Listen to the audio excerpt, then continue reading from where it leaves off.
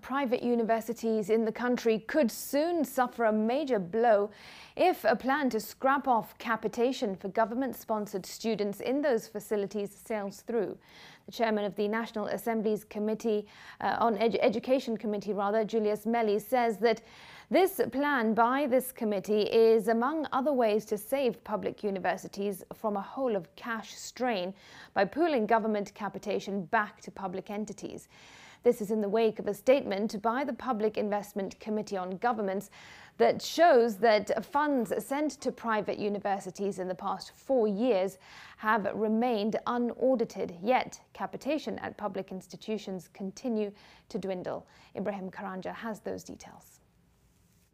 Honorable members, I now propose the question. In Thursday's afternoon session at the National Assembly, the House was told that a total of 8.7 billion shillings had been channeled as government capitation for students in private universities in 4 financial years. The Committee on Public Investment, Education and Governance further revealing that this was a gradual increase per year from 1.56 billion shillings in the 2017-2018 financial year to 2.7 billion shillings in 2020-2021.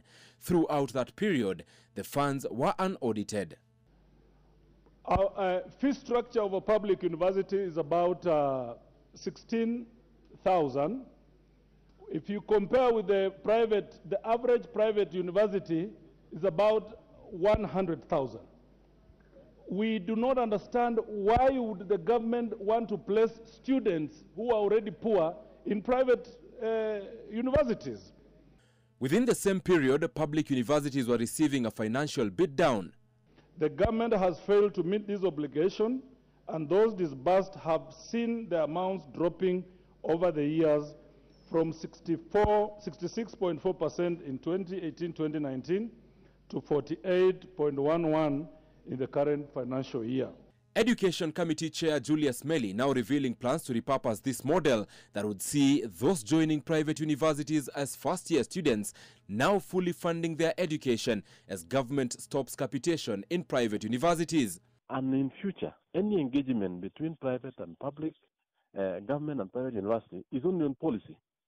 The government charters them, they register them, they give them the charter, they regulate them to meet international standards. All those the government does for every university to exist. Other than that, no resources.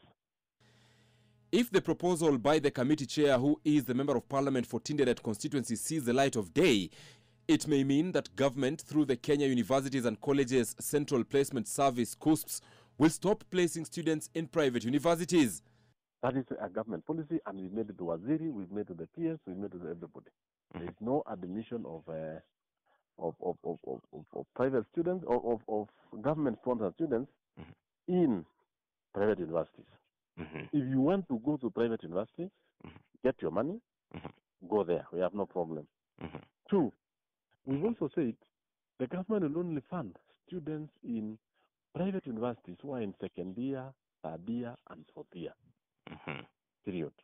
The committee chair has also faulted the National Treasury as the weak link in the chain that keeps public universities stuck in financial constraints by not disbursing appropriated funds. It is illegal not to release appropriated funds. Sure. Yet, which have been passed through the appropriation bill. In the sessions Thursday, Parliament was told that the government still owes public universities a total of 164 billion shillings accrued within a period of 5 years, with a proven trend of an annual reduction in appropriation. Ibrahim Karanja,